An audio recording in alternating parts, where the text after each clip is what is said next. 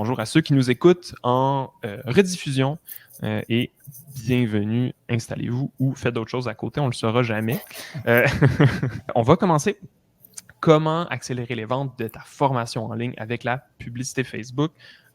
Premièrement, on a une invitée aujourd'hui au webinaire qui est Marie-Hélène. Salut Marie-Hélène, est-ce que tu peux te présenter un peu? On veut savoir t'es qui? Oui, ben, je suis la fille aux cheveux roses. Non. Moi, c'est Marie-Hélène, je travaille chez Didact. Si vous ne connaissez pas Didact, c'est une petite entreprise de Québec. On travaille dans la création de plateformes de formation en ligne. Et moi, dans le fond, dans l'entreprise, je suis stratège numérique. Donc, je fais tout ce qui touche au marketing pour Didact. Mais beaucoup de création de contenu éducatif. Puis c'est un petit peu comme ça aussi qu'on a décidé de parler, Charles et moi, parce que on s'est dit, ça serait cool de faire quelque chose de très pratique. Donc, nous, on a créé de la formation. On en crée pour nos clients, on en crée pour les gens qui ne sont pas encore nos clients ou qui le deviendront peut-être pas, mais qui s'intéressent à la formation en ligne. Puis là, ben, c'était une belle façon de montrer qu'une fois que tu as créé ta formation, qu'est-ce que tu peux faire pour aller un petit peu plus loin, comme on disait, que l'organique. C'est ça. Ça nous fait plaisir de t'avoir avec nous. Je me présente rapidement. Moi, c'est Charles. Je suis le fondateur d'Antilope. On est une agence de pub Facebook, Google, marketing par courriel. Puis dans les dernières années, on a géré plusieurs millions en pub, que ce soit pour des très grosses entreprises, des infopreneurs avec des très gros chiffres d'affaires qui ont des gros budgets avec des grosses mises en place, mais aussi plein d'entreprises, plein d'infopreneurs, plein de vendeurs de formation en ligne qui faisaient leur premier pas avec la pub. Je dirais qu'on a à peu près une moitié de nos clients qui vendent justement des formations en ligne avec la publicité. Donc, notre expérience aussi pour la pub Facebook, on en a avec les infopreneurs, on sait comment ça marche. Et on va voir vraiment aujourd'hui comment vous pouvez commencer. Et la réalité, c'est que vous allez le voir, vous pouvez commencer sans nous, sans une agence, sans investir des milliers de dollars. Avec la pub, il y a moyen de commencer vraiment plus simplement. Premièrement, on va juste se faire un petit point par rapport à la publicité Facebook. Qu'est-ce que c'est? Qu'est-ce que ça inclut? Qu'est-ce que ça signifie? Premièrement, quand on parle de publicité sur Facebook, on ne parle pas de post, on ne parle pas de publication, on ne parle pas de ce qu'on appelle l'organique. Donc, la publicité, c'est toujours quand on met un budget. On peut résumer la publicité à 3 choses. La publicité sur Facebook, c'est un message, par exemple, achetez ma formation ou apprenez à me connaître, qu'on va diffuser à une cible, par exemple les gens intéressés par le yoga, les gens intéressés par l'efficacité en entreprise. Là, j'essaie de reprendre des exemples qu'on a vus dans le chat un peu plus tôt. Et on va prendre un message, le diffuser à une cible et on va choisir un certain budget. Le reste, c'est du flafla. La publicité Facebook, ça se résume vraiment à ça. On prend un message, on choisit à qui on veut l'afficher, puis on choisit pour combien on veut l'afficher, puis ensuite, ben, ça va coûter certains coûts, ça va nous donner certains résultats, puis on va s'ajuster. Quand on parle de croissance organique, ce que vous avez peut-être déjà vécu dans les derniers mois, les dernières années, si vous vendez déjà en ligne, on parle de croissance organique quand vous faites des publications sur les réseaux sociaux, de la création de contenu, du marketing par courriel, tout ça. Donc, ça vous demande pas du tout d'investissement en argent ou très, très peu, ce qui est le très gros avantage, mais en échange, ça demande de l'énergie. Au lieu de mettre des milliers de dollars pour vous mettre de l'avant, ben, vous allez mettre beaucoup d'efforts, vous allez créer du super bon contenu. Et ce qui est vraiment intéressant de ça, ben, c'est que ça donne une croissance qui est stable, qui coûte pas grand-chose, qui vous amène des très, très bons retours sur investissement. Puis c'est, dans beaucoup de cas, la meilleure façon de commencer à vendre ces formations parce que, ben, pas besoin de mettre des milliers, pas besoin de vous endetter. Vous avez juste à travailler fort, puis avec un peu de chance, évidemment, ben, ça peut finir par fonctionner. Je suppose, Marie-Hélène, qu'il y a beaucoup de clients qui vendent des formations chez Didact qui vendent principalement par de l'organique, par du contenu, right? Oui, mais je vais dire ceux qui fonctionnent bien, c'est ceux qui ont déjà bâti une communauté en ligne avant. Là. C'est quand même un mythe de croire que demain matin, si personne te connaît, tu peux créer une formation en ligne puis qu'elle va se vendre toute seule. Je pense que tu auras beau écrire le plus beau SEO du monde. Ça va prendre du temps là, avant que ce genre de résultats-là arrive. Parce que là, le SEO, ça fonctionne. L'organique, ça fonctionne super bien. Mais on le sait, avant que ça soit vraiment visible sur les moteurs de recherche, ça peut prendre quand même plusieurs mois, des fois quelques semaines. Fait que quand même, avant d'en arriver là, je pense que ceux qui réussissent bien avec l'organique, c'est ceux qui ont déjà commencé à se bâtir une communauté en ligne avant de commencer à vendre des formations. Vraiment très bon point. Puis d'ailleurs, je veux faire le lien avec ce que tu dis, ça prend du temps. Puis c'est un mythe de penser qu'on peut arriver, sortir une formation, arriver de nulle part, puis se dire let's go, je vais faire plein d'argent. Puis ce mythe-là s'applique et à l'organique et à la publicité. Nous, on l'a vu, plein d'entreprises qui venaient nous voir en disant je suis nouveau sur la map, je veux mettre de la pub, je veux faire plein de ventes. Ben, c'est difficile. C'est un gros défi parce que les gens ne nous connaissent pas. On part vraiment de zéro. Donc, si vous avez déjà une communauté, puis si avec l'organique, vous avez développé une communauté, des gens qui vous suivent ou des gens qui sont intéressés par votre domaine, que ce soit par une liste email, que ce soit par vos réseaux sociaux, des abonnés sur Facebook, sur YouTube, sur LinkedIn, peu importe, ben vous avez une très grande longueur d'avance. Mais si vous n'en avez pas, ben c'est juste qu'il va falloir développer ça tout simplement. C'est beaucoup plus simple de faire je développe une audience, 2, je vends quelque chose à cette audience, que j'essaie de faire les deux en même temps, puis j'essaie de vendre à personne ou d'essayer comme ça. Ça peut arriver, mais c'est plus rare. Autre point de la croissance organique, du SEO, des réseaux sociaux, tout ça, c'est que ça peut être limité par l'algorithme. Il y a beaucoup de personnes qui avaient une très grande présence sur les réseaux sociaux il y a quelques années, qui, avec les nouvelles règles de Facebook, les nouveaux changements de Google, tout ça, qui peuvent passer de beaucoup de visibilité à pratiquement pas de visibilité. Nous, on a des clients qui avaient des millions de vues sur leurs publications sur Facebook, par exemple, qui sont passés à 100 000. Puis, 100 000, ça peut sembler beaucoup dans l'absolu, puis c'est vrai, mais comparé à des millions qu'il y avait quelques mois avant, c'est drastiquement une réduction. Donc, il y a cette limitation-là par l'algorithme. Si Facebook, si Instagram, si LinkedIn, peu importe, veulent pas nous mettre de l'avant, ça peut être limitant. La publicité a des points similaires. Donc, comme je l'ai dit, c'est pas possible de partir de zéro, faire la pub, puis se magasiner des bateaux puis des voitures de luxe le lendemain. C'est ambitieux. C'est très ambitieux, puis ça prendrait énormément de chance plus que réellement de la technique en publicité. Mais la grande différence, c'est que comme on investit de l'argent, on a moins de temps à investir. Il y a moins d'énergie qu'on a à mettre parce que, au lieu de travailler super fort pour promouvoir un nouvel article de blog, par exemple, on va pouvoir mettre de l'argent, puis Facebook va le promouvoir à notre place, va l'afficher à plus de personnes. Donc, on remplace l'énergie puis le temps par de l'argent, où on vient compléter l'énergie qu'on met déjà avec de l'argent pour booster le tout. Là. En gros, ce que ça fait, c'est que ça prend ce qu'on a déjà, ça prend notre formation, ça prend notre funnel, si vous avez un funnel, ça prend notre communauté, puis ça vient lui mettre un jetpack. Là. Ça vient mettre, on va mettre de l'argent, on va mettre du gaz dans la machine pour que ça aille plus vite, plus loin, plus rapidement en échange d'un investissement d'argent.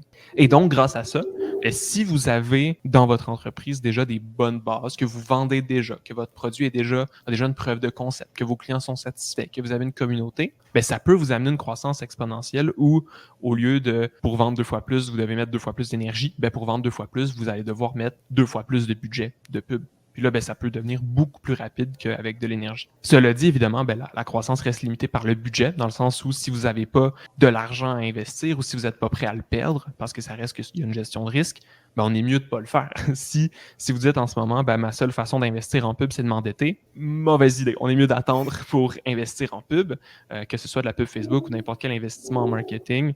Il y a une gestion de risque à faire là-dedans. Il y a la question de si jamais ça ne marche pas, si jamais je me rends compte que c'était peut-être pas la bonne avenue, il faut que je change des choses. Est-ce que je fais faillite? Il faut pas, évidemment. Donc, il y a toujours ce facteur-là à considérer. Pour le webinaire d'aujourd'hui, le but principal du webinaire, c'est de faire une campagne. C'est de vous montrer clic par clic comment faire votre première campagne de pub Facebook. C'est pour ça que tantôt, je disais à Véronique, je crois, qui nous disait j'ai déjà fait quelques ventes qui étaient déjà un peu d'avance parce que c'est ce qu'on va faire aujourd'hui. On va créer une campagne de publicité pas à pas. Et pour l'exemple, pour montrer un exemple concret, on va le faire sur une formation qui est déjà en vente sur Didacte. Et je vais mentionner quelque chose de super important maintenant, c'est que là, ce qu'on va vous montrer, c'est une méthode qui est simple et que vous pouvez reproduire chez vous, mais qui n'est pas parfaite. Et ce n'est pas le but. Quand on commence à faire une action marketing, que ce soit de l'organique, que ce soit de la création de contenu, que ce soit de la pub, que ce soit n'importe quoi, mieux vaut fait que parfait. Parce que si vous avez quelques centaines de dollars à investir en pub, mieux vaut faire une campagne pas parfaite à 100%, mais peut-être parfaite à 70-80%, qui va vous amener vos premiers résultats sans engager d'agence, sans engager d'experts puis les payer des centaines de dollars l'heure. Juste faire quelque chose de votre côté. Au pire, c'est pas parfait. Ça vous amène vos premiers résultats. Puis tranquillement, avec ce profit-là, vous pouvez le réinvestir puis y aller pas à pas. C'est beaucoup plus simple de commencer comme ça. Nous, pour être transparent avec vous, la majorité des clients qui viennent nous voir, que ce soit des infopreneurs ou que ce soit de la vente de produits ou quoi que ce soit, ils ont déjà commencé à essayer de faire des pubs de leur côté. Puis des fois, honnêtement, c'est un peu mauvais. Mais c'est pas parce que c'est pas parfait que ça marchera pas, que ça va pas vous donner vos premiers résultats. Puis même si ça vous donne pas des millions de dollars demain, ben si ça vous donne quelques piastres demain, quelques piastres tranquillement, ben avec des piastres, on fait des 100 piastres. Avec des sous, on fait des piastres. Bon, fait que mieux vaut commencer comme ça. Puis ce qu'on vous présente aujourd'hui, c'est exactement comment faire pour faire cette première étape-là. Donc, ça ne suit pas 100% des bonnes pratiques de tous les experts et tous les gourous dans tous les aspects du marketing, mais c'est pas grave, on s'en fout un peu. Générez vos premières ventes avec ça. Après ça, ce sera le temps de se pencher sur les micro-optimisations pour améliorer vos ventes. C'est intéressant ce que tu dis, parce que c'est vrai que tant que tu n'as pas essayé quelque chose, tu n'as pas de résultat, fait que tu n'es pas capable de te baser sur quelque chose pour dire c'est où qu'il faut que je m'améliore, tu sais. Tu parles d'optimisation, mais c'est ça. Puis c'est vrai aussi avec la formation. Tu crées une première formation en ligne, tu demandes du feedback, tu vois qu'est-ce qui fonctionne moins bien. Quand tu en crées une nouvelle, tu es beaucoup mieux outillé pour le faire. Fait que ça s'applique autant à la publicité qu'à n'importe quel autre outil marketing, finalement. Super bon point. Puis on le voit, là, je dérive un peu, mais on le voit chez l'entrepreneuriat en général, sur le démarrage d'entreprise. Si vous avez une expertise, là, je vais reprendre une expertise dans le chat là, pour que ce soit un peu plus clair. Promotion de formation dans le milieu juridique et paralégal de Adélaïde. Adélaïde, là, je te prends comme exemple, mais c'est vraiment juste pour nommer quelqu'un, mais peut-être que tu as déjà remarqué qu'il existe des formations sur le même domaine, mais que tu as l'impression qu'elles sont moins bonnes que les tiennes ou que l'expert a peut-être des choses que toi, tu as innové ou qu'il y a des choses peut-être un peu dépassées, ce genre de choses-là. Ce qu'on se rend compte, c'est qu'il y a plein de gens en ce moment qui vendent des produits peut-être moins bons que le vôtre. Puis la seule raison pour laquelle ils sont plus connus, ils sont plus de l'avant, c'est parce qu'ils ont pris action plus vite ou plus rapidement. Puis c'est bien dommage parce que je suis certain qu'il y a plein d'experts dans le chat en ce moment qui ont une expertise avec un énorme background puis qui se font parfois dépasser par des moins bons experts ou des nouveaux qui pensent, qui connaissent tout ce genre de choses-là. Puis c'est juste parce qu'il faut qu'ils prennent action, puis c'est vraiment le but d'aujourd'hui. Allons sur la formation formateur. Parlons de ça, puis même avant ça, peux-tu, Marianne, nous parler un petit peu de Didacte? Oui, puis je vais manger pour que ça sonne pas comme un pitch de vente. Là. Je suis vraiment pas là ici aujourd'hui, c'est ça que je disais à Charles, pour essayer de vous convaincre de venir chez Didacte. Si vous faites déjà de la formation sur une autre plateforme, c'est vraiment correct. Puis tout ce qu'on va vous montrer aujourd'hui, vous allez pouvoir le réutiliser. Oui. Mais quand même, j'ai pas le choix de prêcher un peu pour ma paroisse. Didacte, c'est une plateforme de formation en ligne. C'est vraiment une plateforme où vous êtes propriétaire de votre plateforme. Donc, vous mettez vos couleurs, vous mettez vos contenus, ça vous appartient, vous faites votre propre publicité. Puis ça, c'est le point important, c'est que vous êtes responsable de faire votre publicité. Là. C'est pas comme un Udemy qui va vous permettre de créer des cours, mais qui est aussi une plateforme où vous pouvez chercher plusieurs cours. Fait que là, vous n'êtes pas en compétition contre personne à part vous-même et l'Internet. C'est là que c'est important de penser tout le temps justement à bien optimiser toutes les descriptions, de vos formations, tout ça. Parce que quand même, tout ce que vous faites sur Didacte qui est public va être optimisé pour le SEO. C'est sûr que c'est ça. Donc, l'avantage de faire vos formations sur une formation en ligne versus faire un webinaire ou peu importe, c'est sûr que vous allez avoir les systèmes de paiement qui sont intégrés. Vous allez pouvoir réutiliser le contenu plus tard si vous voulez le rediffuser directement sur votre plateforme, etc. Sur Didacte, ce qui est bien le fun pour la vente, c'est qu'on a beaucoup d'outils qui sont pensés pour le marketing, comme des coupons rabais, l'option de créer des abonnements. Maintenant, on vient d'ajouter la fonctionnalité pour que les gens puissent laisser des reviews. Fait que là, ça aussi, ça peut vraiment aider dans le marketing, mettre des périodes d'inscription, etc. Fait que c'est sûr que, mettons, au niveau organique, il y a quand même beaucoup de choses que vous pouvez faire dans votre plateforme pour vous assurer qu'elle soit super visible, que votre formation soit facilement trouvable sur Google, finalement. Puis, comme je disais, avoir déjà un bon réseau, que ce soit une liste de vos clients actuels, que ce soit des partenaires avec qui vous faites affaire. Bon, il y a toutes sortes de cas d'utilisation. Mais je pense quand même que il y a un gros bout de travail que vous pouvez faire au niveau organique avant même de commencer à penser à faire de la publicité pour optimiser au maximum votre contenu. Puis c'est ça. On essaie de mettre tout en place. On va voir tantôt, mais on a aussi mis en place ce qu'il faut pour mettre le Facebook Pixel dans votre plateforme. Fait que vous allez être capable de voir quand même les résultats de ce que vous faites en publicité Facebook sur Analytics et comment est-ce que ça a converti en vente de formation finalement. Yep, c'est vraiment cool. Puis mettons pour ceux qui sont sur d'autres plateformes et qui se demandent qu'est-ce qui fait que Didacte existe, qu'est-ce qui ferait que peut-être je voudrais changer pour Didacte ou qu'est-ce qui me permettrait de comparer mes choix, qu'est-ce qui fait que les gens vont chez Didacte puis transfèrent leur formation là plutôt qu'ailleurs, mettons. Je vais quand même dire, là, on est dans un webinaire en français. Je pense que ici, ce qui nous rejoint tous, c'est qu'on est des francophones. Donc, c'est quand même un gros avantage de Didact par rapport à d'autres plateformes. Là, c'est que la plateforme est offerte en français, mais aussi tout le contenu qu'on fait à côté est offert en français. On va y revenir plus tard aussi, mais on est très, très fort sur la création de contenu pour donner le plus d'autonomie possible à nos clients. Donc, que ça soit des webinaires, que ce soit des formations préenregistrées, que ce soit des guides d'analyse, etc. Donc, c'est sûr que ça, je pense que c'est comme notre plus gros point qui est différenciateur. On est aussi une entreprise qui est très humaine, là. On est encore une petite équipe de 11 personnes à Québec et on s'efforce le plus possible de donner le meilleur service à la clientèle possible. Là. Fait que je pense que c'est ça. Après ça, c'est sûr qu'au niveau des fonctionnalités, ça va toujours dépendre du projet puis de qu'est-ce que la personne veut faire. Tu sais, je pense que on pourrait passer des journées entières à analyser des features d'une plateforme à l'autre puis de se comparer. Mais quand même, là, on est rendu avec beaucoup d'outils pour ceux qui veulent former en ligne. Là, je pense que puis qui vendent la formation, surtout, là, comme je disais, les outils marketing. Mais là, on est aussi rendu avec des classes virtuelles intégrées qui peuvent être enregistrées puis publiées à la même formation. En tout cas, il y a de plus en plus de choses qui se développent. Donc, c'est ça qui nous différencie. C'est vraiment intéressant. Puis si je peux donner mon avis personnel, qui est un peu biaisé par le webinaire d'aujourd'hui, mais qui au final, nous, on a accompagné beaucoup de clients sur plein de plateformes de formation en ligne. Puis c'est sûr que selon les besoins, Didact peut ne pas convenir aux besoins. C'est toujours de regarder. Puis je suis sûr que l'équipe de Didact, ça va leur faire plaisir de vous le dire. Sinon, écrivez-nous, peu importe. Mais moi, il y a un truc là, en faisant les tests pour le webinaire, en regardant comment on peut faire la pub, comment on peut intégrer le pixel, je me suis créé moi-même un compte, j'ai regardé, j'ai créé ma formation, tout ça. Puis moi, ce que j'ai remarqué, c'est à quel point sur une autre plateforme, quand on veut faire quelque chose, il faut se dire, bon, il est où l'option pour faire X? Est où l'option pour mettre un coupon? Bon, là, tu vas chercher, puis là, c'est loin parce que tu as comme 1000 fonctions inutiles qui sont un peu des trucs pas clairs, pas utilisables trop, puis ça fait en sorte qu'il y a des bugs un peu partout, puis on sait pas trop comment l'utiliser. Mais j'ai l'impression que Didact est allé un peu plus sur l'idée de, regarde, on va garder ça beaucoup plus simple, beaucoup plus facile d'utilisation, quitte à pas avoir la petite gimmick de X, Y, Z super compliqué que personne n'a besoin. Je pense que les gens dans le chat qui utilisent Didact chaque jour, plus proches que moi pour le confirmer, mais j'ai vraiment eu l'impression que l'équipe était hyper réactive s'il y avait quoi que ce soit, des questions ou quoi, puis moi, j'ai pas eu de problème dans mon utilisation. D'ailleurs, les gens dans le chat qui ont recommandé Didact, vous nous écrirez pour votre cachet. Non, c'est pas vrai, c'est pas vrai. C'est pas vrai, c'est faux. Parlons maintenant de la formation qu'on va utiliser pour l'exemple. Donc, on va faire une campagne. C'est pour une formation qui est en vente sur Didact par l'équipe de Didact aussi. Qu'est-ce que c'est?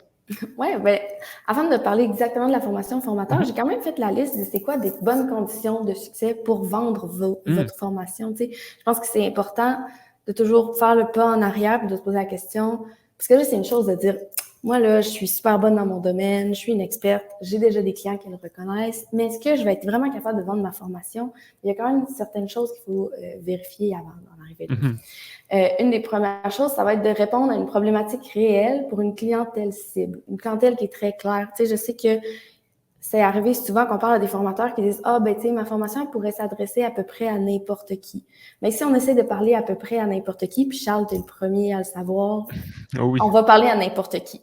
On va peut-être pas parler à des mondes qui sont vraiment intéressés finalement à notre formation. Tu sais, c'est toujours important de comprendre c'est quoi la problématique à laquelle on répond, puis comment est-ce qu'on peut la mettre de l'avant avec notre formation. Fait que là, dans le cas de la formation formateur, moi, je sais que c'est le désir de plusieurs personnes qui ont une expertise de devenir formateur, mais qui n'ont jamais fait. C'est pour ça que nous, qu'on a créé cette formation-là initialement. C'est vraiment un premier pas. Quand je dis un premier pas, c'est quand même une formation avec, je pense, 5 ou 6 modules. Là. C'est assez long et très, très détaillé, mais quand même, pour devenir formateur, à quoi est-ce que je dois penser? C'est quoi les choses que je dois faire? Donc, on connaît la problématique réelle, puis on est capable quand même de cibler cette clientèle-là, parce que souvent, ça va être des gens qui nous approchent, mais qui sont pas encore prêts à se créer une formation, qui vont dire « Oui, Edith, il va y avoir une réduction. » Mais oui, c'est ça. Donc, ce que je sais, moi, c'est qu'il y a beaucoup de personnes qui vont nous contacter chez Didact, qui vont dire « Ah, je trouve ça a l'air super ce que vous faites, mais je suis pas encore prêt à faire le pas de créer ma première formation. » Bon, tu sais, ça va être comme un produit d'entrée de gamme qui va permettre aux gens de connaître un petit peu plus ce monde-là, ce milieu-là, avant de devenir formateur. Donc, pour nous, ça répondait vraiment à une clientèle très ciblée et à une problématique très claire. Après ça, il faut qu'il y ait une valeur ajoutée qui est percevable. Tu sais, le retour sur investissement du client qui va assister à votre formation. Parce que si quelqu'un paye pour une formation, évidemment, il va s'attendre à avoir quelque chose en retour, soit des nouvelles compétences, des nouvelles connaissances, ou ça peut être beaucoup d'autres choses. Tu sais, ça peut être d'avoir élargi son réseau de contacts. Ce que vous donnez, ce que vous offrez comme valeur, c'est vraiment propre à ce que vous faites dans les domaines très variés que vous avez énumérés aujourd'hui. C'est sûr que dans chaque domaine, ça va être différent. Mais l'important, c'est de se poser la question, c'est quoi cette valeur ajoutée-là? Puis comment est-ce que je peux m'arranger pour que la personne de l'autre côté de son écran, quand elle regarde la description de ma formation en ligne, elle se dise, oui, c'est exactement ça que j'ai besoin. Puis moi, je vois que ça vaut le montant qu'on me demande pour cette formation-là. Fait que c'est sûr qu'il y a une partie là-dedans qui va être la stratégie de prix que vous allez prendre. On va pas rentrer dans ce détail-là parce que là, les prix, ça peut être une conversation de plusieurs heures, mais quand même, de penser justement au prix par rapport à ce que la personne peut en retirer. Puis ensuite, c'est quoi les outils, les compétences, les outils que vous allez offrir, puis les compétences que cette personne-là peut développer. Ça, il faut que ça soit très, très clair, écrit dans votre description, écrit à ces endroits-là, comme je disais tantôt, qui sont aussi optimisés pour le SEO, parce que ça peut faciliter la recherche quand la personne a un besoin très précis à combler. Ensuite, il faut que ce soit du contenu de qualité. Vous avez une expertise, vous voulez la mettre de l'avant. Je vais toujours être une personne qui va vous dire, comme Charles, c'est mieux que ça soit fait que parfait. Donc, c'est pas obligé d'avoir le meilleur setup de caméra, les meilleurs micros. Il faut quand même que ça soit audible et visible, là. Mais ce que je veux dire, c'est ce que vous dites est beaucoup plus pertinent que ce qu'on voit. Donc, pensez toujours à la qualité avant le contenu. Donc, ça va être vraiment de structurer votre formation. Pas le contenu, je voulais dire le contenant. Je me suis un petit peu trompée. Mais oui, pensez toujours à votre structure et au contenu de votre formation. Puis, quand on dit de contenu de qualité, je n'irai pas dans le détail non plus, mais tu sais, dans une formation, des longues vidéos de 2 heures, ça intéresse personne. Fait que ça va être de penser à bien découper vos informations puis à bien les identifier pour que les personnes soient capables de savoir rapidement, OK, c'est où est-ce que je vais trouver l'information dont moi j'ai réellement besoin. Finalement, validation sociale, c'est super important comme pour n'importe quel produit. Les gens font confiance aux gens. Donc, si vous avez là, je disais qu'on a ajouté les reviews, c'est nouveau. Mais quand même, si vous avez des témoignages, des gens qui ont participé à la formation, qui en ont tiré quelque chose de feedback positif. Là, en ce moment, nous, la formation formateur, c'est une formation qui a déjà eu plus de 95 inscriptions. Dans ce temps-là, on ne prenait pas les feedbacks, mais on les a reçus de d'autres façons. Donc, on a quand même été capable de valider que la formation répond réellement aux besoins des personnes qui y ont assisté. Donc là, on sait, on a comme une preuve comme quoi le contenu de la formation a vraiment la valeur qu'on lui a donnée. Et ça permet aussi de donner de la crédibilité à la formation. Ce que tu dis, je veux faire du pouce là-dessus parce que, d'un côté, le fait que la formation soit de qualité, le fait qu'on ait une preuve qu'elle marche, qu'elle donne des résultats, tout ça, ça donne deux choses. Ça donne une confiance interne de dire, je le sais que s'il y a des clients qui arrivent, ben la grande majorité, s'ils font ce que je leur dis de faire, s'ils suivent la formation pour vrai, ils vont avoir une réelle transformation ou des résultats, bon, selon ce que vous promettez. Et de l'autre côté, ben, ça donne aussi une énorme confiance en se disant, ben, je vois que ça vend sans pub. Donc, j'ai de très fortes probabilités que ça vende avec pub. Donc, ça nous donne une très, très grande confiance de dire, OK, ben, je vais aller mettre un petit budget, je vais aller mettre une coupe de 100$ ou quelques centaines d'euros si vous êtes en France, pour la mettre de l'avant, voir est-ce que je suis capable d'en générer plus de profit. Quand on part de zéro, ben, il y a ce facteur risque-là qui est beaucoup plus élevé parce qu'on est dans l'inconnu. Est-ce que ma formation, je la présente de la bonne façon? Est-ce qu'elle apporte réellement la transformation que je prétends qu'elle apporte? Est-ce que j'ai des preuves de ça? Est-ce que les gens vont me faire confiance? Ben, si vous partez de zéro, que vous n'avez pas de communauté, que vous n'avez pas de vente, ben, c'est pas mauvais pour autant de la mettre de l'avant. C'est juste que ça rajoute plein de variables inconnues dans la suite logique pour vendre. Donc, c'est juste plus flou, c'est plus risqué. Puis, vous avez plus de probabilités, plus de scénarios où vous perdez votre argent à court terme parce que ben, finalement, j'ai mis de l'argent ou j'ai fait plein d'efforts, puis mon prix n'était pas parfait ou le format que je l'ai fait, pas idéal finalement. Les gens s'attendaient à quelque chose d'autre. C'est ça. Ça va être difficile d'isoler la variable ou le maillon faible dans votre chaîne qui fait que ça n'a pas les résultats que vous voulez si vous n'y allez pas étape par étape finalement. Hein, c'est ça. Maintenant, on va voir la première étape, ça va être comment installer son pixel Facebook. Juste avant de faire ça, je vous explique très brièvement ce que c'est un pixel Facebook. Le pixel Facebook, c'est le tracking Facebook. C'est ce que Facebook utilise pour voir ce qui se passe sur votre site. En gros, quelqu'un va cliquer sur votre pub, puis on veut que Facebook sache, est-ce que la personne qui a cliqué, est-ce qu'elle a acheté, est-ce qu'elle est partie, Est-ce qu'elle est restée super longtemps? Qu'est-ce qu'elle a regardé, que ce soit sur votre site, que ce soit sur Didact, que ce soit sur votre autre plateforme? Donc, en gros, on veut relier le site web et la plateforme de Facebook, tout simplement. Ça va permettre pour Facebook de mieux voir qui achète, quel genre de personnes achètent, donc mieux optimiser aussi.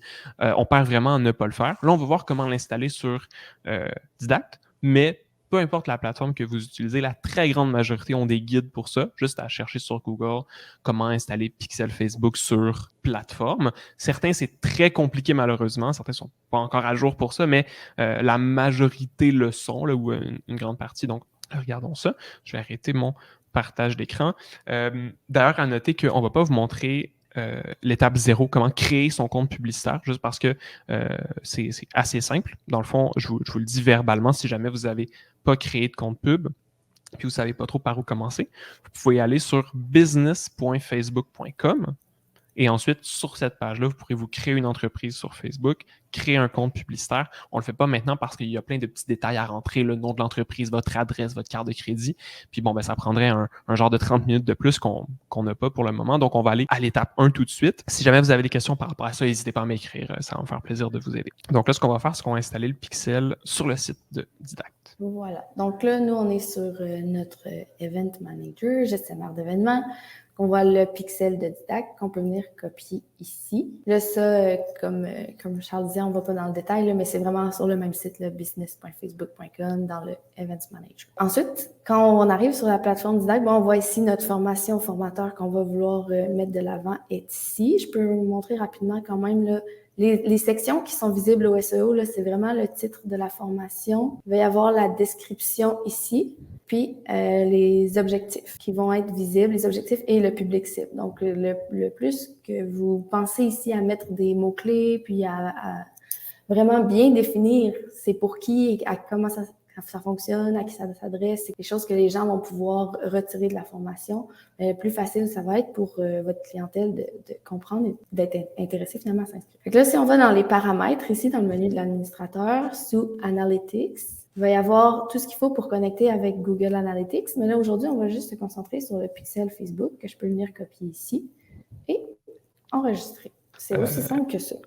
Et voilà. Donc, c'est comme ça pour certains systèmes. D'autres, ça va être très, très complexe. Mais dans ce cas-ci, ce qu'on vient de faire, c'est d'installer le pixel. Puis là, grâce à l'intégration de Didact, ce qui va se mettre en place automatiquement, c'est qu'en ce moment, juste en copiant ce code-là, Facebook va être capable de savoir est-ce que quelqu'un s'est rendu sur la page de vente? Est-ce que quelqu'un s'est rendu sur la page de vente puis est allé sur le paiement, la création de compte? Est-ce que la personne est allée jusqu'à rentrer sa carte de crédit? Est-ce que ça s'est arrêté là? Puis finalement, est-ce que la personne est allée jusqu'à acheter? On voit comme Facebook va être capable d'identifier ces 4 étapes-là automatiquement. Ça a été configuré par les merveilleux développeurs de Didact. Ça a déjà été configuré, donc vous n'avez pas d'autres configurations à faire. Dès maintenant, Facebook va savoir est-ce que les gens ont acheté cette formation-là, est-ce que les gens ne l'ont pas acheté. Et ça va être exactement la même chose à faire avec votre autre système. Je vais tout de suite en profiter pour rappeler, pour répondre à François qui demande peux-tu rappeler où on va chercher le code en question sur Facebook? Donc, tu vas aller sur ton gestionnaire de publicité et tu vas aller sur le gestionnaire d'événements.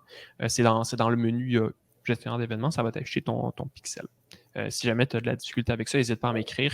Là, on ne le montre pas parce que il y a des données confidentielles et c'est un peu plus long. Et puis, on va aller le coller dans Pixel Facebook sur Didact là, pour répondre à Jacques. Lauriane demande si on installe le pixel directement sur Didact, c'est que la page de vente de la formation s'y retrouve? Oui et non. Peu importe si ta page de vente est sur Didact ou non, tu voudras mettre le pixel là parce que tu vas suivre les achats qui vont se faire directement sur Didact. Dans mon cas, le détail de la formation est sur mon site web et les gens sont redirigés vers un panier externe Thrivecart. Je mets le pixel sur mon site web, right? On va le mettre sur les deux. Tu vas le mettre et sur ton site web pour les gens qui arrivent sur ton site, tout ça, et sur Thrivecart qui va suivre les ventes. Donc, les deux sont là parce que les deux font partie de ton processus d'achat. C'est Thrivecart qui va dire il y a une vente, mais c'est ton site qui va dire il y a une vue de la page, il y a une vue du site. Bon, les deux sont nécessaires. Une fois que le pixel est installé, ça a été vraiment simple. À l'époque, il fallait être développeur, il fallait coder des affaires. Aujourd'hui, on vit dans une révolution technologique. Là. J'exagère à peine. Une fois que c'est fait, je vais vous partager mon écran à mon tour. On va aller créer la dite campagne étape par étape. Là, je suis dans le gestionnaire de publicité. Donc, c'est là où on va créer ces campagnes. Si vous avez déjà créé des campagnes, vous allez les retrouver ici, en rangée.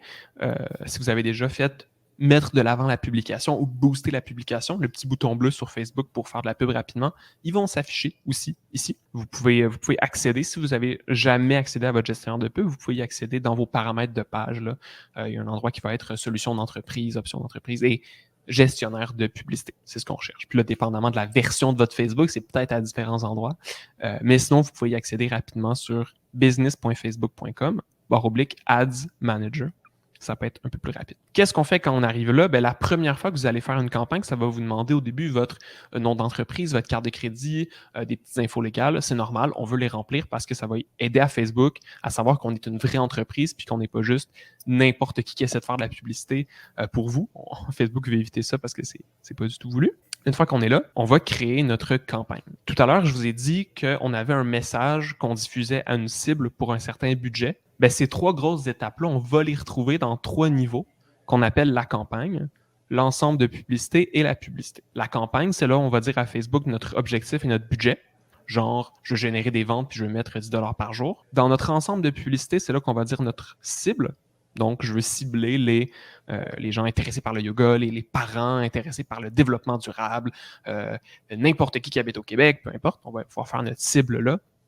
Et ensuite, dans publicité, on va dire, on va indiquer notre ou nos publicités. On va voir, on peut en mettre plusieurs. Adélaïde qui demande si mon compte perso est associé avec la page de l'entreprise, c'est le même ID. Oui, ça ne change rien pour le pixel.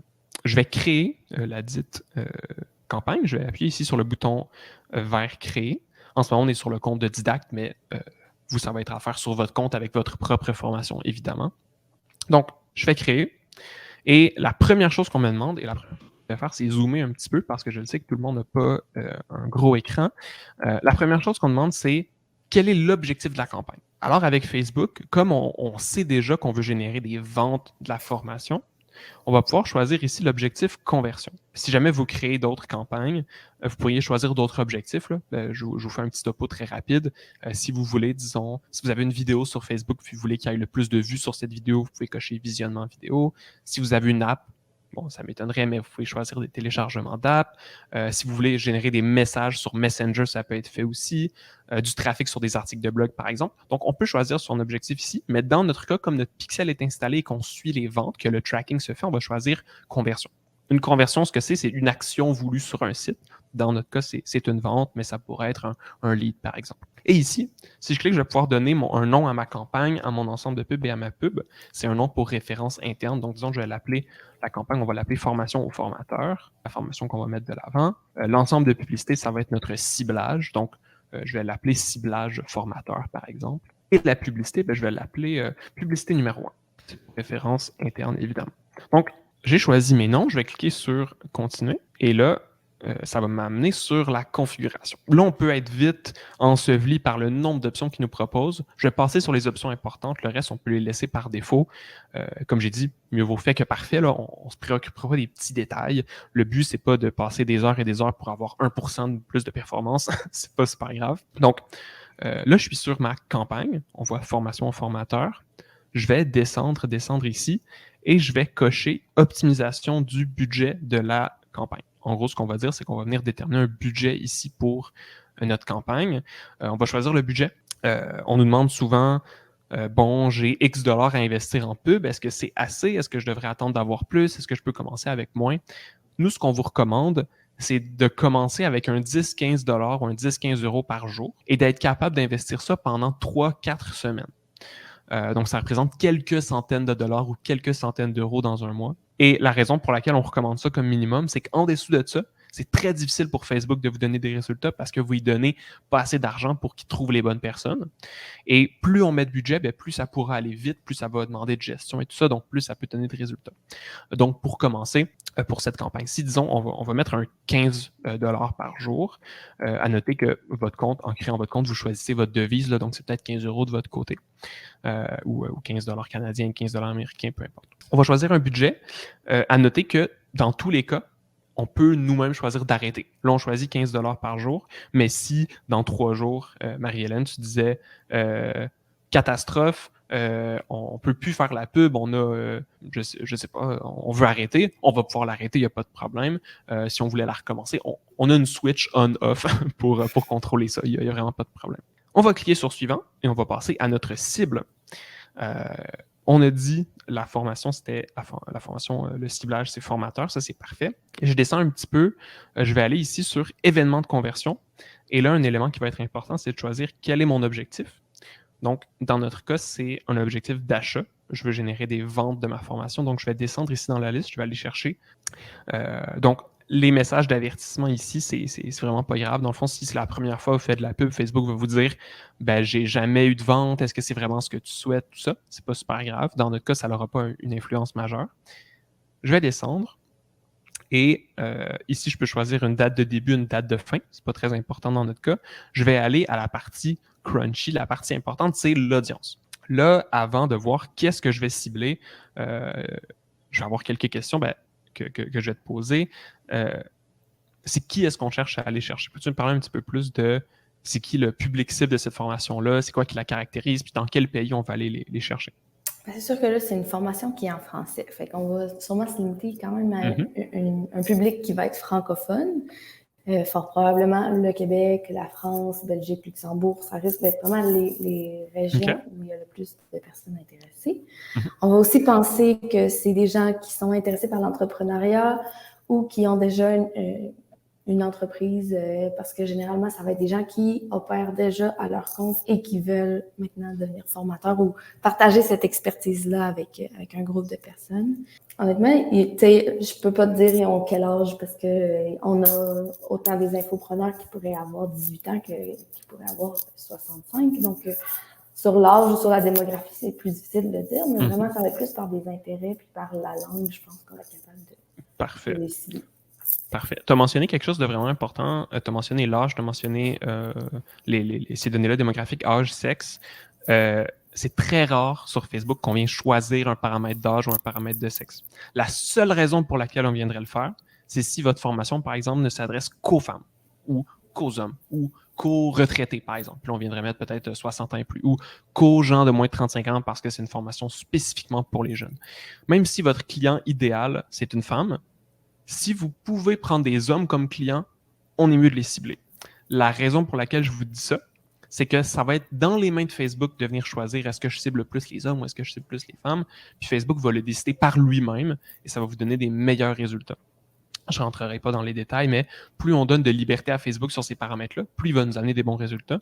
Puis si je lui dis « hommes et femmes », que mon service s'adresse surtout aux hommes, par exemple, on va voir que Facebook va mettre tout le budget chez les hommes puis va un peu mettre de côté les femmes. Donc, ça va se faire automatiquement. Donc, tu as parlé premièrement au niveau des pays. On va rajouter la France. Donc, j'ai mes paramètres de pays. Je peux rechercher n'importe quel pays que je souhaite ajouter. Je vais mettre des pays francophones importants, France, Belgique, Luxembourg, Suisse, par exemple. Bonjour, Luxembourg, parfait. Facebook qui ne voulait pas qu'on le cible. Je peux chercher.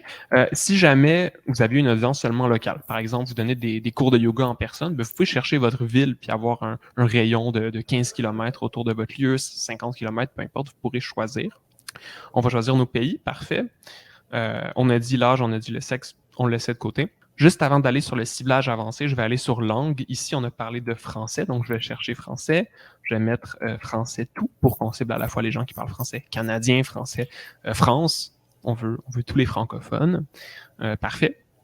Et là, je vais attirer votre attention sur le compteur à droite. On voit ici définition de l'auditoire, portée potentielle, 55 millions de personnes. Donc, en ce moment, ce que Facebook nous dit, c'est qu'avec les paramètres qu'on lui a donnés, il pourrait aller nous chercher 55 millions de personnes.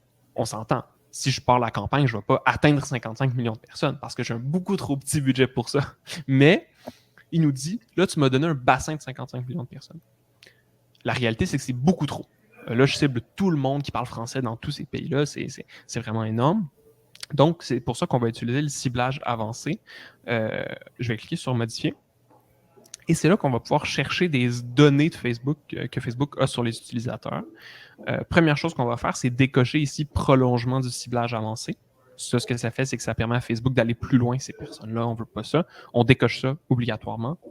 Et dans le ciblage avancé, on a une barre de recherche qui nous permet de chercher tout ce qu'on veut comme mots-clés, que ce soit des données démographiques, des intérêts. Et on a aussi une petite section parcourir. Facebook nous propose déjà des choix prédéterminés, un peu plus simplifiés. Par exemple, est-ce que nos clients, c'est des parents? Bon, on pourrait aller chercher ici parents. Je vous invite à naviguer dans ces choix-là. Ça peut être une bonne façon de commencer pour cibler votre audience.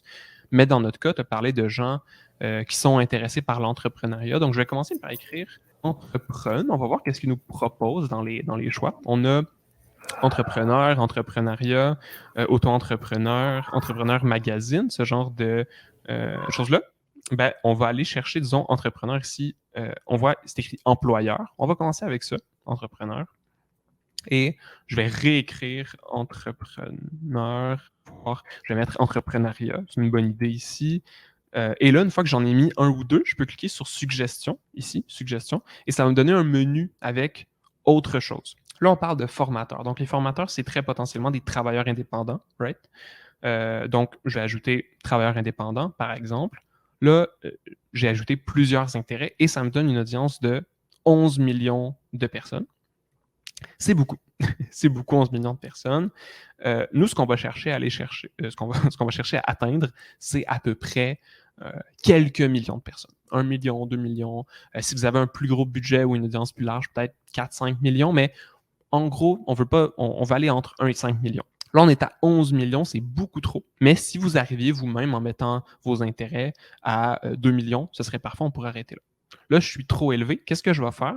C'est que je vais affiner l'audience. Ce qu'on va dire à Facebook, c'est que je veux que tu ailles me chercher des gens intéressés par l'entrepreneuriat ou qui sont travailleurs indépendants, mais qui sont aussi intéressés par quelque chose d'autre. Donc, je clique ici, ça me rajoute une deuxième barre de recherche et je vais pouvoir croiser ces intérêts-là avec quelque chose d'autre. Donc, là, ça peut être très large.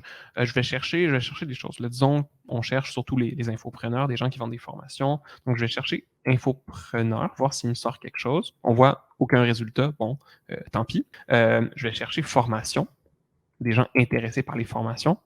Là, on voit que c'est des formations, les gens qui ont des diplômes. Là, bon, c'est pas exactement ça ce qu'on cherche. Bon, ici, on voit qu'il y a d'autres choses de formation. Je vais ajouter formation ici pour voir. Donc, je clique sur formation et ce que ça fait en ce moment, c'est qu'on cible des gens intéressés par l'entrepreneuriat et intéressés par formation. Formation, c'est assez large, mais comme on combine les deux, comme on croise, ça nous donne 1 200 000 personnes qui ont un intérêt et formation et entrepreneuriat. Là, la première chose qu'on va dire, c'est oui, c'est bien beau, mais c'est sûr que je n'ai pas 1 million de clients potentiels en ce moment. C'est pas vrai que dans ces 1 200 000 là, c'est tous des infopreneurs prêts à acheter la formation. Est-ce que je ne devrais pas être plus précis?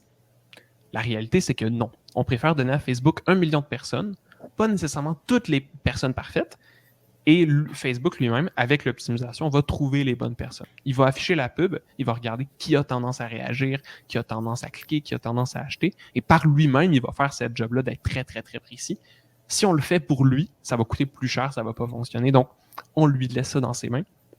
Donc, en ce moment, on ciblerait les gens entrepreneurs et intéressés par la formation. Est-ce que ça ferait du sens pour toi, Marie-Hélène? Oui, moi, je trouve que ça fait beaucoup de sens. Puis, on a quand même encore une assez grosse audience pour dire. Vraiment. Il y a assez de monde pour qu'on puisse tester, comme tu dis, laisser Facebook faire son travail. Totalement. Exact. Si jamais ça avait été trop petit, mettons que j'avais rajouté formation puis que ça m'avait donné 20 000 personnes, ben, je pourrais aller ajouter ici directement d'autres intérêts. En gros, c'est comme un diagramme de Venn, c'est comme deux cercles qui se croisent. On vient chercher le croisement, puis on peut grossir nos différents cercles pour grossir ce croisement-là. Bon, si vous n'êtes pas visuel, auditif, comme que je viens de vous l'expliquer, c'est un peu compliqué, mais c'est pas super grave, là, on croise ça comme ça. Parfait.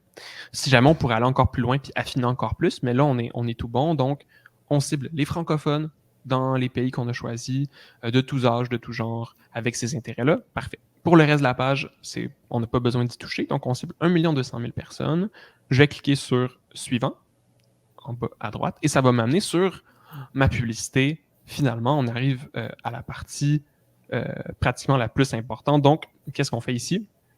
On choisit notre page Facebook, premièrement. Et là, on va décocher format dynamique. Là, c'est pas ce qu'on cherche à faire. on va décocher format dynamique et ça va nous afficher une publicité. Et on va cocher image, vidéo unique. Donc, une publicité très normale, très traditionnelle. Le Facebook cherche à nous inciter à faire un carrousel. Ça ne fonctionnera pas, on ne veut pas ça.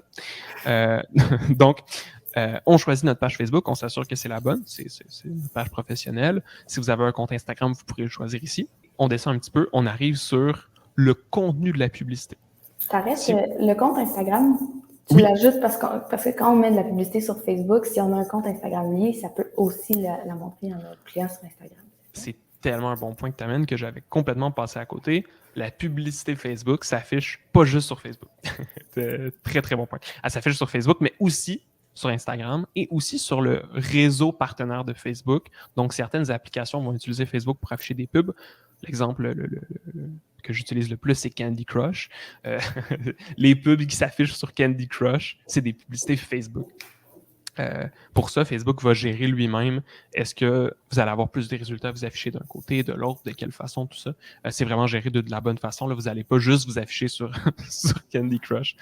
Donc, il n'y a pas d'inquiétude pour ça. Et si jamais vous n'avez pas de compte Instagram, ça ne vous empêche pas de vous afficher sur Instagram. Vous allez, en fait, par défaut, ça va juste prendre le nom de votre page Facebook. Puis ça va vous afficher quand même sur Instagram. Là. Ce ne sera juste pas relié à votre compte. C'est pas plus grave que ça. Je crée ma pub. Et là, ici, on ne créera pas la pub de zéro ensemble parce que ça va prendre encore plus de temps. Mais j'ai créé la pub, moi, de mon côté. Donc, la première chose à savoir, c'est qu'il y a plusieurs champs pour la pub. Je peux cocher l'aperçu ici pour voir qu'est-ce que ça donne. Mais j'ai un texte, j'ai un titre, j'ai une description et j'ai une image ou une vidéo. On va commencer par ajouter l'image ou la vidéo. Je vais faire ajouter une image et je vais pouvoir faire téléverser pour uploader la dite image. Là, ça m'ouvre une fenêtre. Je ne pense pas que vous la voyez avec mes différents fichiers. Je vais choisir l'image en question. Donc, je vais uploader l'image de ma publicité. Vous pouvez utiliser des images stock, vous pouvez les designer vous-même, vous pouvez utiliser Canva pour créer. Donc, on a une première publicité ici. Je choisis mon visuel, mon image que je peux uploader et je fais suivant. Ensuite, ça va me dire, est-ce que tu veux nous donner d'autres formats pour d'autres placements? Donc, par exemple, est-ce que tu as une image pour une story? Est-ce que tu as une image pour le format rectangulaire? Bon, là, on n'a qu'un carré, c'est bien correct comme ça. Si jamais vous aviez d'autres formats, si vous aviez le temps d'écrire, n'hésitez pas à le faire. Nous, dans notre cas, on va commencer avec une carré. Puis si on voit que ça fonctionne bien, on pourrait venir créer d'autres formats, mais on va garder coché original. Si vous faites des visuels sur Canva, c'est super facile de redimensionner là, pour aller vraiment chercher le meilleur très bon point. Très, très bon point.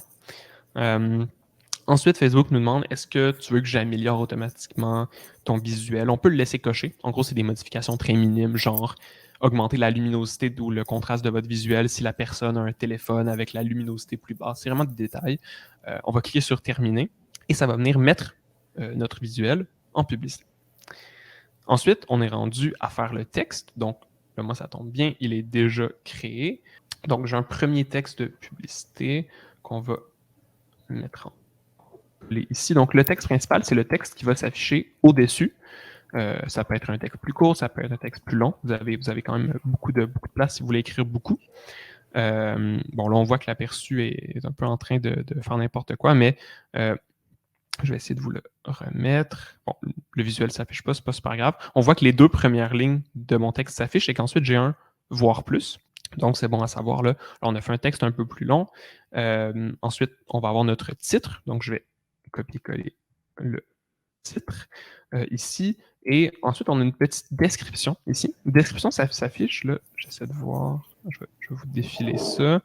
La description s'affiche en dessous du titre ici. Elle s'affiche très rarement, donc c'est pas un champ qui est super important, mais c'est bon à savoir qu'il existe. Là, donc, formation 100% en ligne, etc., etc. Parfait. Finalement, je vais choisir mon bouton qui est le call to action qui s'affiche ici, le bouton en savoir plus. Le but du bouton, c'est d'être le plus précis possible. Donc, vous pouvez laisser en savoir plus ou vous pourriez mettre acheter, par exemple, comme c'est une formation directement, on pourrait choisir acheter. Comme ça, les gens qui cliquent vont garder en tête que c'est probablement pour acheter. Là. Finalement, dans destination, on va choisir le lien vers lequel on veut que la pub dirige. Dans notre cas, c'est le lien de la page de la formation. Dans votre cas, ça va être le vôtre, évidemment. Et ma pub, elle est faite. Donc, j'ai mon aperçu ici, j'ai mon texte, j'ai mon visuel, j'ai mon titre, mon bouton, tout ça. Donc, tout est fonctionnel. C'était aussi simple que ça, entre guillemets. Et l'idée, encore une fois, ici, ben, c'est présenter votre produit ou votre aimant ou ce que vous voulez mettre de l'avant. On le présente à des gens qui ne nous connaissent pas. Donc, le but, c'est pas juste de dire « Hey, achète! » Le but, c'est d'introduire la formation à des gens. Donc, dire « Hey, tu vis ce problème-là? Ben regarde, j'ai une solution pour toi. » Ou « Tu cherches telle solution, regarde, mon programme peut t'aider à améliorer ci ou à vivre plus ça ou à faire plus X, Y. » Adélaïde, justement, qui demande pour faire une pub qui a de l'impact, combien de mots conseillez-vous? Combien de mots maximum? C'est vraiment une bonne question. Là, comme tu vois, il y a quand même beaucoup de mots dans notre texte. Les gens qui cliquent sur voir plus, ils vont voir c'est assez long, bon, ça fait beaucoup de contenu. La réalité, c'est qu'il y a des pour et des contre. Si tu as un texte qui est plus court, plus slogan ou plus incitatif à la curiosité, que les gens vont se dire « Ah, j'ai le goût de cliquer, j'ai le goût de voir c'est quoi », ben, tu vas avoir plus de gens intéressés au début, mais peut-être qu'ils vont arriver sur le site puis se dire « Ah, ben finalement, c'était pas ce à quoi je m'attendais », puis qu'ils vont partir. C'est un peu le danger du clickbait. De l'autre côté, si tu as un texte plus long, qui parle plus en détail, qui qualifie plus les gens, qui connecte plus aussi avec le lecteur, ben, tu auras peut-être moins de gens qui cliquent parce que c'est plus long, ça donne moins envie de le lire. Mais ceux qui cliquent seront plus qualifiés parce qu'ils auront lu un peu plus, parce qu'ils auront plus de contenu. Je pense qu'il y a quelque chose que tu fais faire beaucoup, puis je sais pas si je t'enlève les mots de la bouche, là, mais je sais aussi qu'on pourrait créer plusieurs publicités pour tester différentes longueurs de texte avec le même visuel. Très bon point, tu m'enlèves les mots de la bouche et c'est parfait parce que c'est exactement là où je m'en allais. La beauté avec la pub Facebook, c'est que c'est pas un gros panneau qu'on met à Times Square puis qu'on laisse un an puis qu'on est pogné avec si ça marche pas ou si ça marche. La beauté avec la publicité Facebook, c'est qu'on peut tout changer quand qu'on veut puis qu'on peut tester plein d'affaires. Donc là, j'ai une première pub, mais je vais vous montrer comment avoir 2 pubs qui roulent en même temps. Puis si j'ai 2 pubs, 3 pubs, 4 pubs, 6 pubs qui roulent en même temps, ben Facebook va mettre de l'avant la bonne pub à la bonne personne. Puis vous allez voir qu'il y en a qui vont mieux marcher que d'autres. Donc, c'est jamais une bonne idée d'avoir qu'une seule pub qui tourne. On est mieux d'en avoir 2, 3, 4 ou plus. Je vais vous montrer comment en créer une deuxième. Puis ensuite, ben, ça va être le même processus pour en créer d'autres. On voit ici dans mon panneau que j'ai ma campagne, formation formateur, mon ciblage formateur et ma publicité. Ce que je vais faire, c'est que je vais aller sur les 3 petits points ici, menu d'action, et je vais faire dupliquer rapidement. Ce que ça fait, c'est que ça va me copier ma pub, ça va m'en faire une copie. Donc, j'ai publicité 1, et ce que ça m'affiche maintenant, c'est publicité 1 copie. Je m'assure que c'est celle-là qui est sélectionnée. Je vais remonter tout en haut et je vais pouvoir changer publicité 1 copie pour publicité 2. Là, on peut choisir, est-ce que ce que je veux faire, c'est refaire une pub de zéro? Est-ce que je veux changer mon visuel pour un autre, mais garder le même texte? Garder le texte, changer de visuel.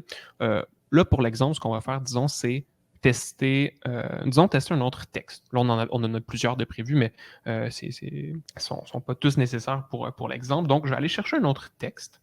Là, le texte qu'on a, on voit que c'est expert dans ton domaine, ça ne te fait pas nécessairement toi un bon enseignant, ça attire un peu les gens sur la problématique et la solution que ça l'amène. On a un autre texte qui est basé sur un peu plus un témoignage de la formation. C'est peut-être aux gens qui hésitent à acheter, ça partage un autre angle d'approche. Donc, je change mon texte ici. Là, c'est un témoignage de Véronique qui dit bon, ben, cette formation m'a apporté les notions clés pour offrir de la formation à distance, tout ça. C'est une autre façon d'introduire une bonne pub. Et on avait fait un autre titre, donc on va changer le titre aussi, disons. On peut changer ce qu'on veut, c'est des variables, donc c'est à tester. Idéalement, ce qu'on veut faire, c'est pas juste en avoir 2, c'est en avoir 4, 5, 6, puis laisser Facebook mettre de l'avant les meilleurs. Mais vous êtes mieux de commencer avec 2 plutôt qu'une, parce que ben, si vous avez juste une pub, ben, si elle ne marche pas, vous n'aurez pas de résultat, puis si elle marche, vous allez en avoir, tandis que si vous avez 2 pubs, ben, les 2 ont leur chance de fonctionner. Donc, j'ai mes 2 pubs, OK, les 2 sont faites, je peux regarder, je peux recliquer sur le panneau pour voir qu'est-ce qui fonctionne, tout ça, qu'est-ce que ça donne, parfait. Je suis content de ce que j'ai fait, je suis content de mes pubs, tout ça, parfait. Je vais cliquer sur « Publier » en bas à droite, le bouton vert. Si c'est la première fois que vous le faites, ça va vous demander votre carte de crédit. Dans notre cas, ça devrait se publier directement. Voilà, donc ça dit « Publication » et Oura, une campagne, un ensemble de publicités, une pub a été publiée. Là, ce que je vais faire, c'est que je vais faire fermer et je vais juste aller ici en haut sur le bouton bleu vérifier et publier. C'est comme pour publier notre deuxième pub. Facebook n'a pas publié les deux en même temps. Je vais aller là, je vais faire vérifier, publier et Oura, c'est fait. Je vais aller chercher ma campagne. Là, apparaître, en fait. Voilà. Donc, une fois que la campagne est faite, elle s'affiche en cours d'examen. Si je vais dans mon onglet campagne, c'est tout simplement parce que Facebook va regarder est-ce que les pubs sont appropriées pour Facebook, est-ce que vous n'êtes pas en train de vendre quelque chose d'interdit, ce genre de choses-là. Ça prend 12 heures dans la majorité du temps, un petit peu moins, un petit peu plus selon votre industrie. C'est pas très long. Et une fois que c'est fait, votre campagne tourne. Donc, aujourd'hui, on n'ira pas sur tous les détails de l'analyse. On vous dit tout de suite après pourquoi. Mais là, ce que je veux vous montrer maintenant, c'est comment l'arrêter. Parce qu'en ce moment, on l'a parti, c'est bien beau. Mais si dans une semaine, vous ne voulez plus la rouler, ben, ça se fait ici sur le petit crochet bleu, désactiver la campagne. Vous pourrez cliquer là-dessus, ça va l'arrêter, tout simplement. Et si vous voulez la recommencer, vous cliquez là-dessus, ça la recommence. Il y a une Voilà. question de Nicolas par rapport au budget, comme tu dis, de faire plusieurs publicités. Très bon point. Nicolas qui demande, est-ce que du coup les 15 $ investis mettent en avant les 2 pubs ou mieux vaut mettre 30 € pour avoir 2 pubs, 30 $? Si tu commences avec 10 ou 15 $ ou 10 ou 15 € par jour, c'est bon, tu peux avoir 2 pubs, 3 pubs, 4 pubs. Ce que Facebook va faire, c'est que s'il considère que il va mettre de l'avant les meilleurs, puis il va mettre de côté les moins bonnes. Il ne va pas faire un test A/B scientifique, genre mettre la moitié dans A, la moitié dans B, et ensuite attendre des semaines et des semaines pour prendre une décision. Il est très agressif sur ses décisions. Il va se baser sur plein de facteurs de qu'est-ce qui ferait en sorte que la pub marche bien ou marche moins bien, son coût, sa réaction, tout ça. Et rapidement, il va dire, tu me donnes 30 € par jour, tu me donnes 15 €, ben, je vais mettre 12 dans A, 3 dans B, ou 15 dans A, 0 dans B, selon la performance. Il va être assez agressif là-dessus, mais c'est pour avoir le plus de résultats possible. Ce que Facebook cherche à faire, c'est s'il se dit les 2 pubs fonctionnent bien, je vais mettre les 2 en parallèle parce que ça va amener plus de résultats, il va le faire. S'il dit je suis mieux d'en mettre une parce que l'autre ne marche pas du tout, il va le faire aussi. C'est vraiment bien géré. Puis à petit budget, ben, c'est très rare. Si je mets 15 pubs, ben, Facebook va peut-être en abandonner 13 parce qu'il va se dire tu ne me donnes pas assez de budget pour que je regarde tout ça. Donc, il va se concentrer sur un peu moins. Donc, j'espère que ça répond à ta question, Nicolas. Et donc là, on a démarré ensemble une campagne. On l'a démarré pour une formation. Juste pour finir avec l'arc Nicolas, Nicolas qui dit donc autant désactiver celle qui fonctionne le moins bien. En fait, on n'aura même pas à la désactiver parce que Facebook va lui-même mettre un petit budget dans cette pub-là.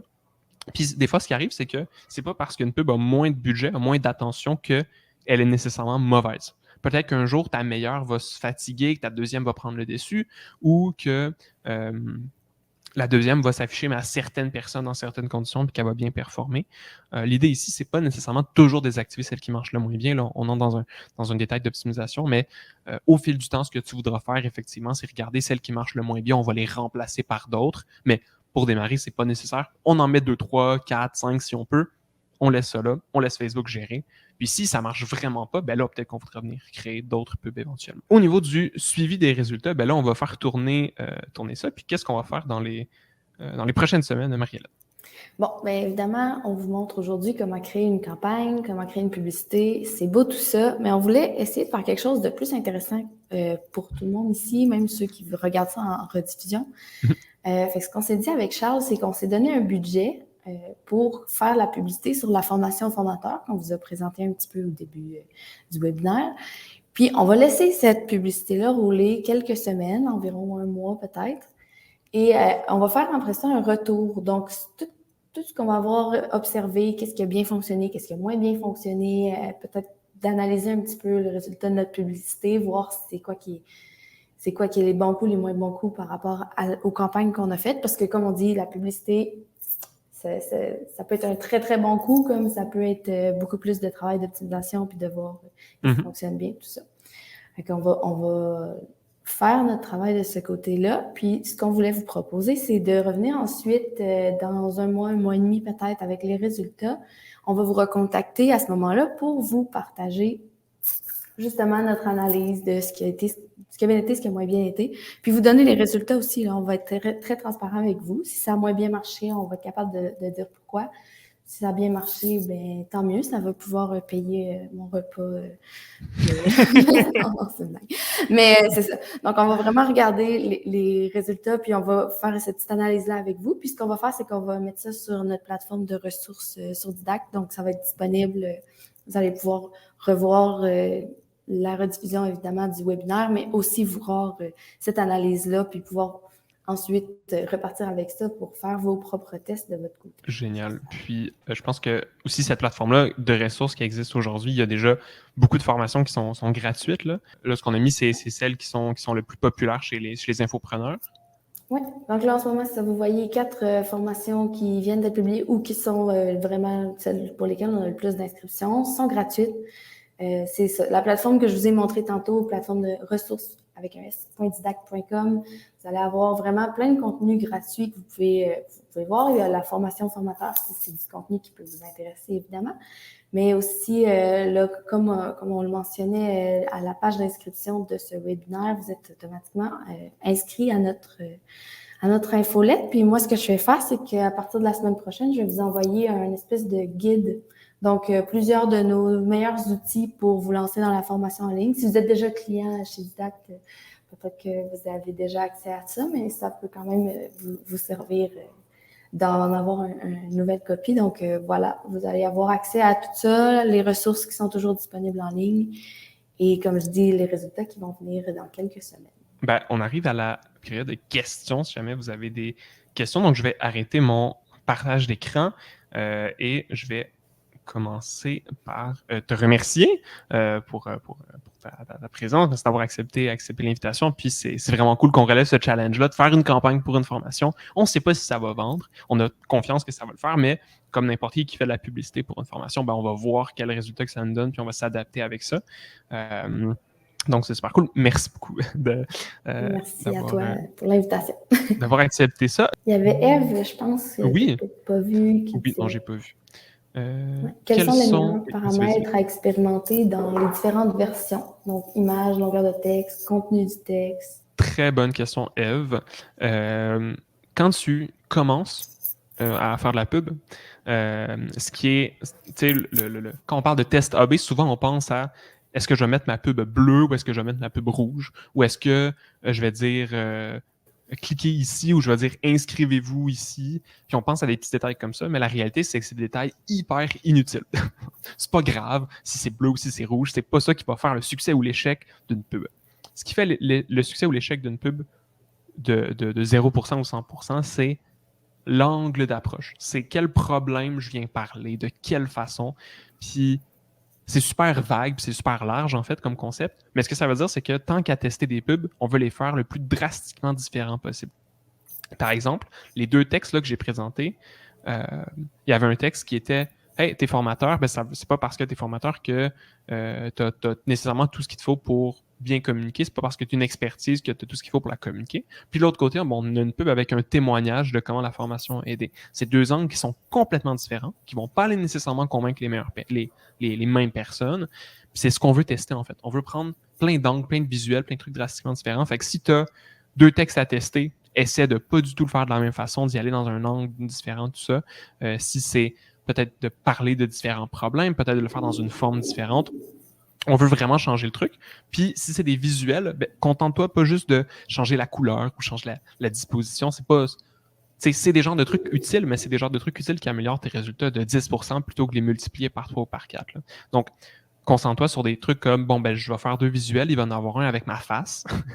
Puis, je vais dire c'est quoi mon expertise. Je vais dire, hey, salut, ça c'est moi, puis je suis experte en yoga pour les bébés, je sais pas. Puis, un autre visuel où je vais mettre une photo de yoga de bébé avec un bébé qui fait du yoga. Là. Je ne sais pas si ça existe ou si ça fonctionne très bien.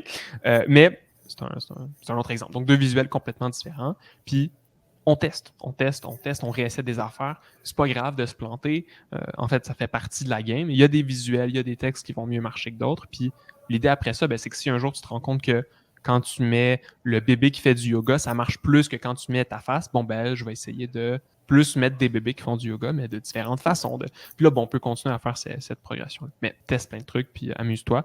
Tant que c'est des trucs majeurs, c'est ça qui va avoir le plus gros impact. Un truc que j'ai trouvé cool que tu nous as fait faire pour une autre campagne, Charles, c'était de faire 3 visuels très différents. Donc, peut-être une vidéo, un témoignage, puis une image quelconque. Mm-hmm. De faire 3 textes avec 3 approches très différentes aussi. Puis là, à partir de là, joindre chacun des textes à chacune des images. Donc, ça nous fait comme 9 différentes publicités avec seulement, finalement, 3 contenus puis 3 textes. Donc ça aussi, c'est des belles façons d'aller tester vos différentes approches puis voir c'est quoi qui fonctionne le mieux, finalement. Véronique qui demande, si je descends mon budget à 5 $ par jour pour mon tunnel de vente, est-ce que ça va vraiment nuire au résultat? Car je n'ai pas encore le budget pour maintenir à 10 $ à long terme. Si tu n'as pas le budget pour maintenir à 10 $, en fait, la première question à te poser, c'est est-ce que ton 10 $ en ce moment te rapporte un bon retour sur investissement? Si tu mets 10 $ par jour, puis ça t'amène en moyenne 15 $ de vente par jour, tu devrais trouver le moyen de maintenir ça parce que si tu descends ton budget, tu vas baisser tes ventes, puis ça va être encore pire pour toi. Si jamais tu mets 10 $ en ce moment, puis ça va so-so, tu te dis je peux pas continuer parce que ça me fait pas faire assez d'argent, moi à ta place, si ça marche pas en ce moment, je prendrais une pause. Parce que baisser à 5 $ par jour, ça va être très difficile à Facebook. Il va pédaler beaucoup pour pas grand résultat. Parce que 5 $ par jour, c'est pas assez pour que l'algorithme puisse optimiser. La seule raison que je mettrais 5 $ par jour, c'est pour une campagne où je vise même pas à avoir de résultats. Par exemple, si tu veux promouvoir des articles de blog, tu peux mettre 5 $ par jour parce que tu veux juste des gens qui lisent tes articles, puis c'est pas grave si tu n'as pas de clients après ça ou quoi que ce soit. Fait que c'est plus dans ces conditions-là, mais je te dirais, même 10 $, c'est déjà assez bas comme première étape. Un 10-15, c'est un bon début.